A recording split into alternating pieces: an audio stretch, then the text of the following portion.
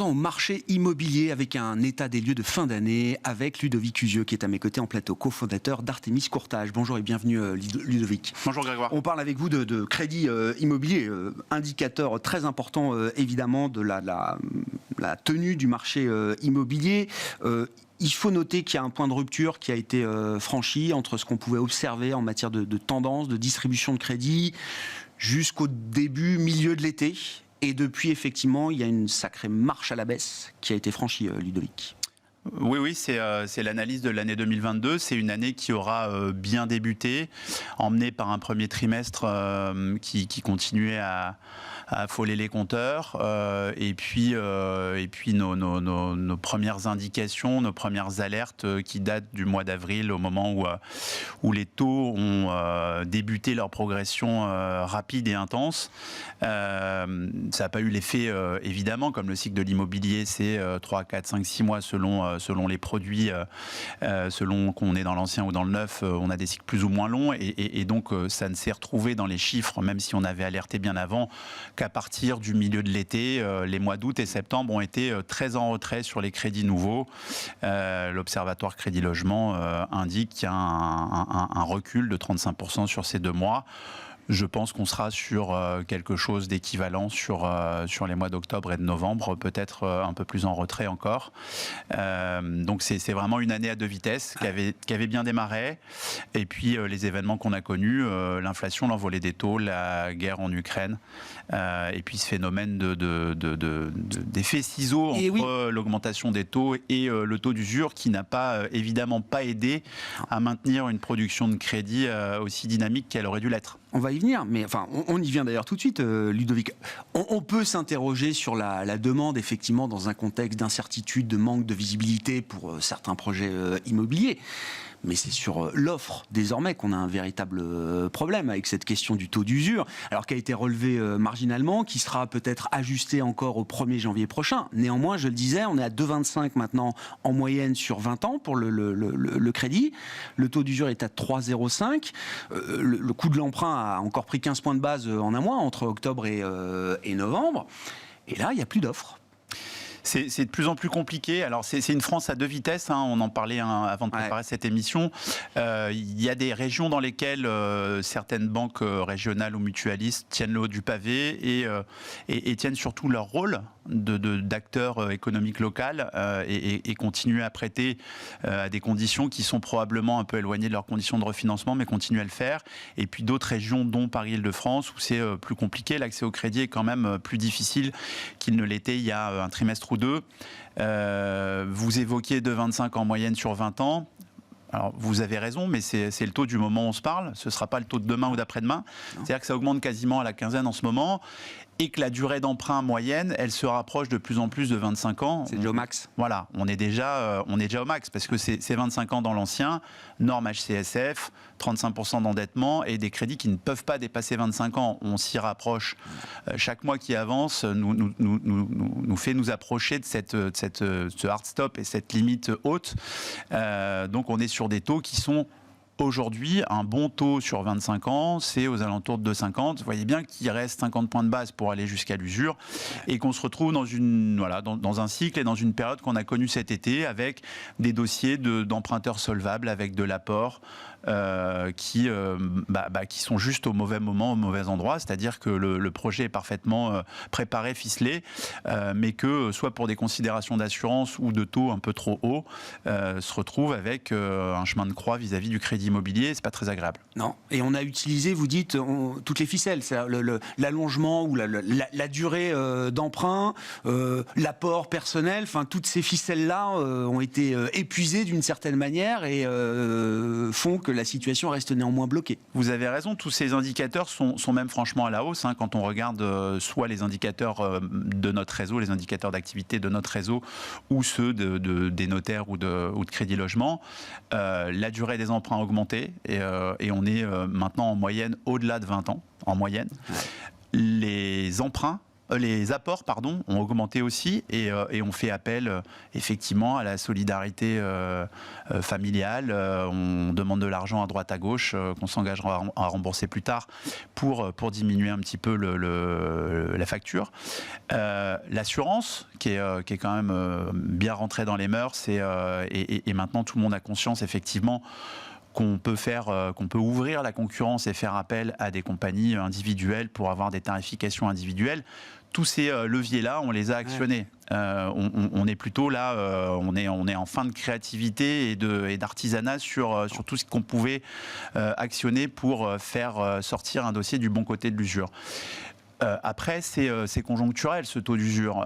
Il se réapprécie tous les trimestres. C'est trop long comme cycle, mais il se réapprécie tous les trimestres d'un tiers par rapport à la moyenne des taux qui ont été décaissés le trimestre précédent. Et là, on est arrivé sur 3,05. Donc, à chaque fois qu'on va en valeur absolue augmenter d'un tiers la moyenne du trimestre précédent, on va quand même se donner des bouffées d'oxygène de plus en plus importantes.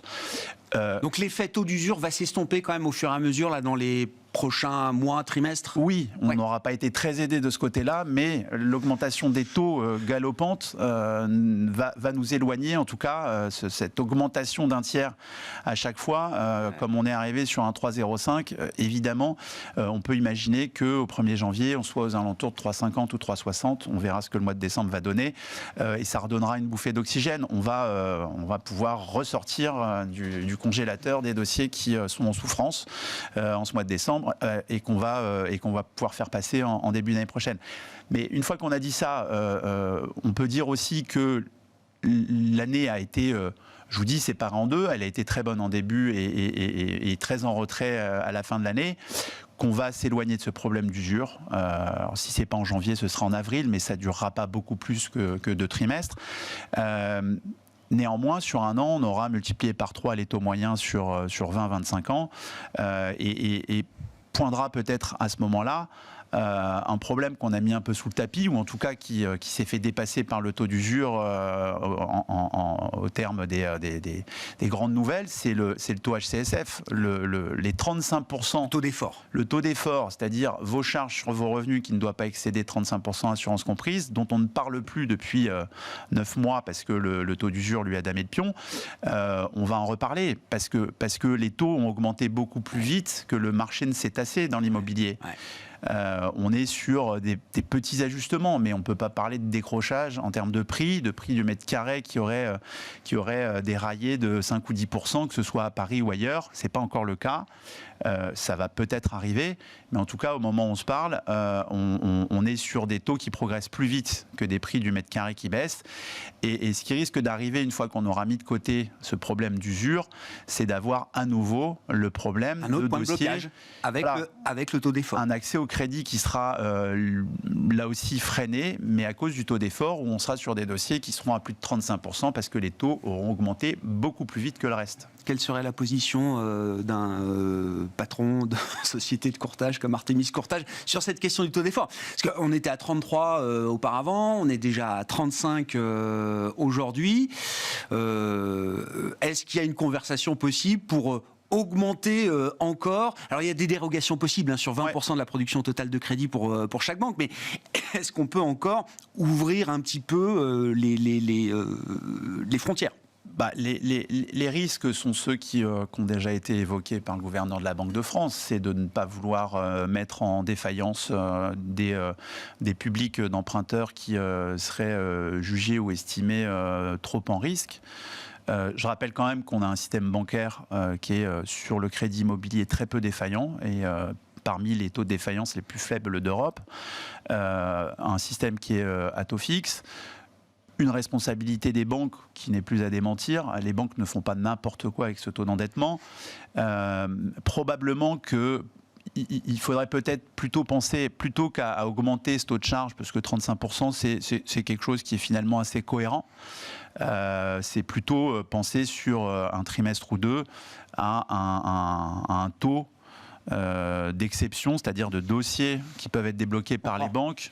Un peu plus élevé. Voilà, un peu plus élevé. On est sur 20%, peut-être que 25 ou 30%. Ça pourrait mettre un peu d'huile dans les rouages, parce que je vous dis, le marché s'est quand même contracté assez violemment sur les mois d'août et mois de septembre. Et quand on est en retrait comme ça de 35% sur 2 mois, faire le chemin dans l'autre sens, ça veut dire qu'il faut reprendre 50%. C'est 2 fois plus d'efforts. Oui. C'est 2 fois plus d'efforts et ça ne se fera pas en un mois ou 2. On est vraiment en retrait et on attend les chiffres du mois de novembre, octobre-novembre seront probablement du même acabit. Donc c'est un marché qui a bien résisté malgré tout en 2022, mais qu'il faut vraiment séquencer en 2 périodes. Le premier semestre cache quand même les difficultés qu'on a rencontrées au deuxième semestre et on se prépare à un début d'année qui sera pas beaucoup plus facile. Donc ce serait bien de mettre toutes les chances de notre côté pour pouvoir être un petit peu plus liquide qu'on ne l'a été en cette fin d'année. Les discussions entre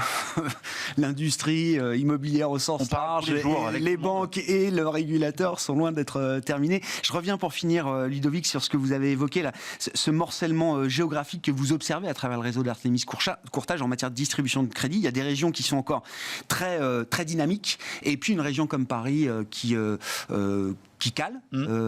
Est-ce que Paris reste un marché leader de ce point de vue-là? Ce qu'on observe à Paris aujourd'hui, est-ce qu'il faut imaginer que ça arrivera aux régions qui restent dynamiques aujourd'hui, ou est-ce qu'il y a un découplage qui est en train de se mettre en place de ce point de vue-là? Non, je ne pense pas. On observe ça tous les jours. On regarde nos indicateurs d'activité avec beaucoup d'attention et aujourd'hui plus qu'hier, évidemment. Je pense que c'est... que le marché parisien et francilien est effectivement un peu différent. Il a mené tous les réseaux, dont le mien, pendant des années et des années. Aujourd'hui, il est plus en retrait parce qu'il n'y a pas de banque leader qui se dégage avec de grosses parts de marché. Toutes les banques se font concurrence aux alentours de, selon les catégories d'emprunteurs, à 8, 10, 12%. Et les banques arrêtent d'autant plus facilement temporairement leur production de crédit que quand elles ont une responsabilité locale plus importante, avec des parts de marché plus importantes, comme ça peut être le cas en Bretagne ou de l'autre côté Alsace-Lorraine, avec certaines banques mutualistes qui ont des parts de marché importantes, des réseaux forts, et qui répondent quand même à la demande, même si c'est au détriment de quelques points de base sur leur marge ou leur refinancement. Comme on n'est pas dans ce cas de figure-là sur Paris, c'est plus facile pour une banque de stopper temporairement la production. Les banques ont une responsabilité économique ou sociétale plus importante probablement dans certaines régions, et c'est ce qui tient aussi le marché du crédit immobilier dans ces régions, et pour le coup, c'est aussi très agréable. Et tant mieux pour elles. Oui, pour les emprunteurs qui peuvent aller au terme de leur projet, ce qui devient un sport un peu compliqué et extrême en ce moment. Merci beaucoup, Ludovic, pour cet éclairage de fin d'année sur la dynamique de l'immobilier et du crédit immobilier. Ludovic Usiot était avec nous en plateau, cofondateur d'Artémis Courtage.